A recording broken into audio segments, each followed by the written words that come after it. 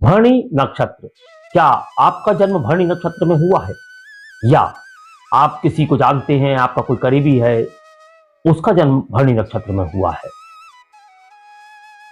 जन्म नक्षत्र, सूर्य नक्षत्र या लग्न नक्षत्र, और आप जानना चाहते हैं कि पारिवारिक जीवन की क्या स्थिति भरणी नक्षत्र के जातकों में होती है, तो आज के वीडियो को शुरू से अंत तक देखिए और जानिए कि भरणी नक्षत्र के जातकों के जीवन का जो पारिवारिक अंग होता है वह किस प्रकार का होता है और उन्हें कौन कौन सी सावधानियां लेनी चाहिए।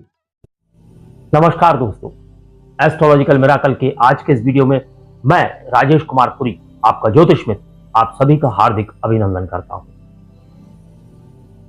हमने नक्षत्रों का पुनर्आकलन करना प्रारंभ किया है, यानी कि हमने नक्षत्रों पर पुनर्चर्चा करनी प्रारंभ की है। पूर्व में हम सभी 27 नक्षत्रों का फलादेश दे चुके हैं। आप उन सभी वीडियोस को यहां आई बटन में जाकर देख सकते हैं। जब हमने पुनर्आकलन शुरू किया या पुनर्चर्चा प्रारंभ की, तब हमने सबसे पहले अश्विनी नक्षत्र को लिया और अश्विनी नक्षत्र के जीवन के सभी पहलुओं की चर्चा हमने कर ली है। यदि आप उन वीडियोस को देखना चाहते हैं तो यहां इस आई बटन में क्लिक कीजिए और प्लेलिस्ट पर पहुंचकर सारे वीडियोस आप देख सकते हैं। फिर हमने भरणी नक्षत्र की चर्चा प्रारंभ की। भरणी नक्षत्र के जीवन के भी बहुत सारे पहलू हमने देखे, चारों चरणों का भी विवरण किया। आज हम भरणी नक्षत्र के जातकों के लिए उनके पारिवारिक जीवन की स्थिति को लेकर आए हैं कि भरणी नक्षत्र के जातकों का पारिवारिक जीवन किस प्रकार का होता है। आगे बढ़ने से पहले मैं एक बात कहना चाहूंगा, यदि आप हमारे चैनल पर पहली बार आए हैं और आप सच्चे ज्ञान की तलाश में हैं, आपको लगता है कि जो भी ज्ञान ज्योतिष शास्त्र का हो वह सच्चा आप तक पहुंचे, तो आप बिल्कुल सही जगह आए। बस एक ही कमी है, यदि आपने अभी तक चैनल को सब्सक्राइब नहीं किया है तो सब्सक्राइब कर लें, और यदि आप पहले भी आ चुके हैं लेकिन अभी तक आपने चैनल सब्सक्राइब नहीं किया है तो आपसे मेरा अनुरोध है कि वीडियो को लाइक करें, चैनल को सब्सक्राइब करें और बेल आइकॉन का बटन दबा दें, ताकि आने वाले सभी वीडियोस आप तक समय से पहुंच सके। तो आज का यह वीडियो बहुत ही विशेष है क्योंकि यहाँ परिवार की बात हो रही है, तो हम पारिवारिक जीवन की बात करेंगे भरणी नक्षत्र के जातकों की, और आज हम जानेंगे उनके पारिवारिक जीवन के बारे में, उनके वैवाहिक जीवन के बारे में बहुत ही विस्तार से जानेंगे। साथ ही साथ हर चरण के अनुसार अंतर को भी समझेंगे और किन नक्षत्रों के साथ इनका मिलन सबसे अच्छा, सबसे सुंदर होता है, इस बात को समझेंगे। तो चलिए बिना देर किए प्रारंभ करते हैं। भरणी नक्षत्र यह मेष राशि के अंतर्गत आता है। इसके स्वामी ग्रह शुक्र है और जो मेष राशि के स्वामी है वह मंगल है। इस नक्षत्र के जो अधिदेवता हैं वह यमराज है। इसलिए भरणी नक्षत्र के जातकों में साहस, सहनशीलता और भीतर से गहरी भावुकता पाई जाती है। इनकी ऊर्जा में एक तरह की गंभीरता होती है, एक ऐसा संयोजन होता है इनके पूरे व्यवहार में, पूरे व्यक्तित्व में, जो इन्हें बहुत खास बनाता है। हमारा कहना यह है कि जो भीतर से मजबूत होते हैं वही बाहर की दुनिया भी बदलते हैं। अब बात करते हैं भरणी जातकों के पारिवारिक जीवन की। ये लोग परिवार के प्रति अत्यंत समर्पित होते हैं, साथ ही साथ कर्तव्यनिष्ठ होते हैं और अपने परिवार के प्रति रक्षक का भाव रखने वाले होते हैं। इनके भीतर परिवार के लिए एक गहरी जिम्मेदारी का बोध जन्मजात होता है। ये लोग अपने जीवन में परिवर्तन लाने वाले होते हैं, साथ ही साथ यह लोग अपने पारिवारिक जीवन में भी परिवर्तन लाते हैं। यूं कह सकते हैं कि अपने परिवार के जीवन में भी परिवर्तन लाने का श्रेय इन जातकों को जाता है। बहुत ही जिम्मेदार होते हैं, लेकिन कभी कभी अधिकार प्रिय भी हो जाते हैं, यानी अधिकारों की बात इन जातकों के मन में आने लगती है। ये जातक परिवार को अपनी सबसे बड़ी प्राथमिकता मानते हैं, चाहे जीवन में कितनी भी व्यस्तता क्यों ना हो, यह अपने परिवार को समय देना बिल्कुल नहीं भूलते। इन जातकों के बाल्यकाल में संघर्ष होता है। यूं कह सकते हैं कि बचपन में इन्हें माता पिता से अपेक्षित प्रेम, समझ या स्वीकृति की कमी महसूस होती है। क्योंकि वैसे तो सभी के माँ बाप उन्हें किसी ना किसी गलत कार्य के लिए रोकते हैं, टोकते हैं, कुछ अच्छा सिखाने की कोशिश करते हैं, मगर यहाँ भरणी नक्षत्र के जातक इस प्रकार की बातों को अपने मन में बिठा लेते हैं। लेकिन जैसे जैसे ये बड़े होते जाते हैं, यह अपने परिवार में केंद्र बिंदु बन जाते हैं। इनका स्वभाव ऐसा होता है कि घर के सभी महत्वपूर्ण निर्णयों में इनकी भूमिका होती है, चाहे वह किसी प्रॉपर्टी को लेकर कोई निर्णय हो, या किसी के विवाह को लेकर कोई निर्णय हो, धन संपत्ति को लेकर कोई निर्णय हो, या परिवार में किसी सदस्य की समस्या को लेकर कोई बात हो। इन जातकों की सलाह सबसे महत्वपूर्ण मानी जाती है। कई बार इन जातकों को ऐसा महसूस होता है कि उनकी भावनाओं को ठीक से समझा नहीं जा रहा है या समझा नहीं गया है। ऐसे में अधिकार की भावना या जिद के कारण परिवार में तनाव भी आ सकता है। इस कारण से भरणी जातक अपने प्रारंभिक जीवन में थोड़े अलग थलग से रहते हैं, भीतर से संवेदनशील और कभी कभी विद्रोही भी बन सकते हैं। और कई बार इनके अंदर ऐसी भावना आती है कि यह परिवार से अलग होने की क्रिया भी कर लेते हैं। इनके लिए सलाह यही है कि धैर्य बनाए रखें, दूसरे के विचारों का सम्मान करें। जब यह ऐसा करते हैं तो पारिवारिक जीवन अत्यंत सुखी और समृद्ध होता है। क्योंकि हमारा ऐसा मानना है कि परिवार वही फलता है जहां अधिकार से अधिक प्रेम बोया जाता है। बड़े होते होते ये परिवार में नेता या सहारा बनने लगते हैं। अब यदि हम चरणों के अनुसार समझें कि भरणी जातकों के जीवन में किस प्रकार से बदलाव देखा जा सकता है और पारिवारिक जीवन में वह किस प्रकार के प्रभाव डाल सकता है, तो सबसे पहले हम बात करेंगे प्रथम चरण की। तो प्रथम चरण के जातक नेतृत्वकारी होते हैं, इनकी आदेश देने की प्रवृत्ति होती है, और चूंकि यह परिवार में शक्ति का केंद्र होते हैं तो यहां पर इन्हें अपने अधिकारों को थोड़ा सा प्रेम के साथ जताना चाहिए। द्वितीय चरण के जातकों की बात करेंगे तो इनका भावनात्मक असंतुलन होता है। इस असंतुलन के कारण कभी कभी परिवार में मनमुटाव की संभावनाएं हो जाती हैं, और कभी कभी यह परिवार से दूर होने की प्रवृत्ति भी रखते हैं। तृतीय चरण के जातक परिवार के लिए अत्यधिक त्याग करने वाले होते हैं, इनके अंदर त्याग करने की प्रवृत्ति होती है। यह स्वयं की इच्छाओं को भी अपने परिवार के लिए बलिदान करने वाले होते हैं। चतुर्थ चरण के जातकों की बात करेंगे तो परिवार में सामंजस्य बनाकर चलने वाले होते हैं, आध्यात्मिक दृष्टिकोण रखने वाले होते हैं और परिवार को जोड़कर चलने वाले होते हैं। फिर हम जातकों के जीवन में संभावित समस्याओं की बात करेंगे, तो उन समस्याओं के कारण क्या बनते हैं यह भी समझेंगे। तो सबसे पहला कारण बनता है अधिकार प्रियता।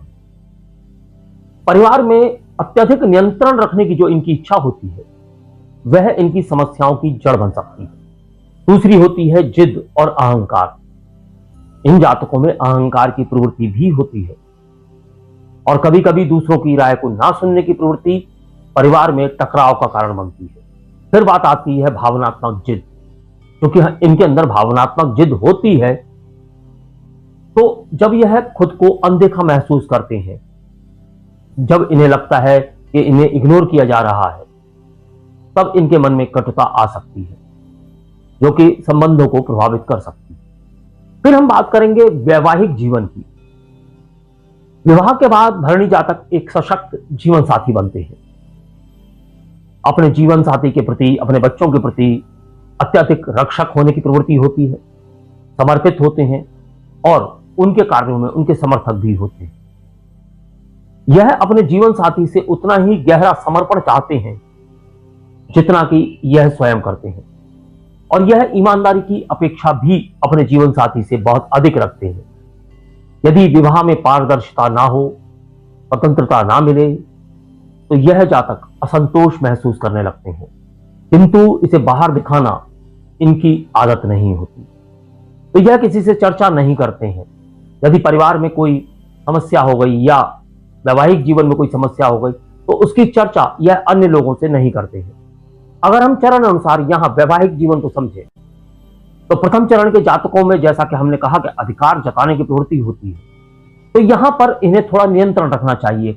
अधिकार तो उनका होता ही है, किंतु उसे बहुत ही कठोर तरीके से यदि जताया जाए तो वह कहीं ना कहीं बंधन लगने लगता है।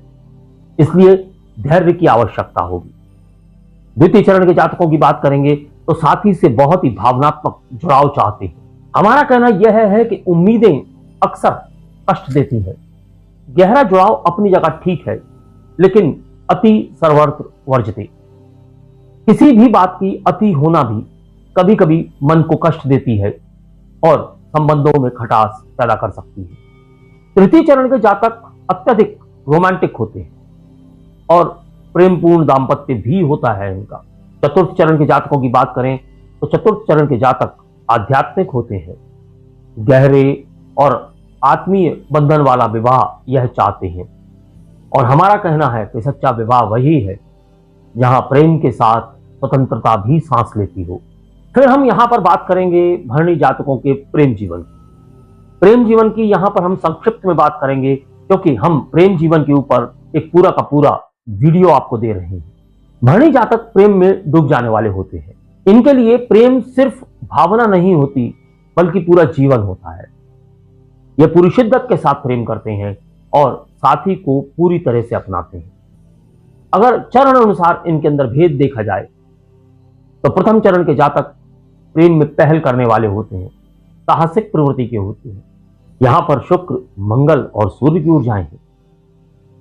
द्वितीय चरण के जातकों की बात करेंगे तो भावनात्मक रूप से अति संवेदनशील प्रेमी होते हैं। तृतीय चरण के जो जातक होते हैं वह प्रेम में कल्पनाशीलता रखते हैं और इनके प्रेम में रचनात्मकता पाई जाती है। चतुर्थ चरण के जातकों की बात करेंगे तो आत्मा से आत्मा का जुड़ाव खोजने वाले प्रेमी होते हैं। जहां प्रेम में स्वतंत्रता होती है, वहीं प्रेम सच्चे रूप में खिलता है। अब बात करते हैं भरणी नक्षत्र की अनुकूलता की, यानी कि उन नक्षत्रों की जिनके साथ में इनकी कंपैटिबिलिटी बनती है या जिन नक्षत्रों के साथ में इनकी कंपैटिबिलिटी अच्छी नहीं होती है। यह विशेषकर प्रेम जीवन और वैवाहिक जीवन के लिए देखा जाएगा। तो सबसे पहले हम यह देखते हैं कि सबसे अच्छे, अनुकूल और जो कंपेटेबल नक्षत्र है वह कौन से हैं। तो सबसे पहला नक्षत्र आता है मृगशिरा नक्षत्र। यहां भावनात्मक संतुलन बना रहता है। फिर आता है रोहिणी नक्षत्र। रोहिणी नक्षत्र की बात करें तो गहरा प्रेम और समझदारी का रिश्ता यहां बनता है। फिर श्रवण नक्षत्र की बात करेंगे तो जिम्मेदारी और स्थिरता का भाव आता है। उत्तराषाढ़ा नक्षत्र की बात करेंगे तो सामंजस्य और सफलता का संयोग यहां देखने को प्राप्त होता है। अनुराधा नक्षत्र की बात करेंगे तो यहां गहरी मित्रता और निष्ठा का संबंध बनता है।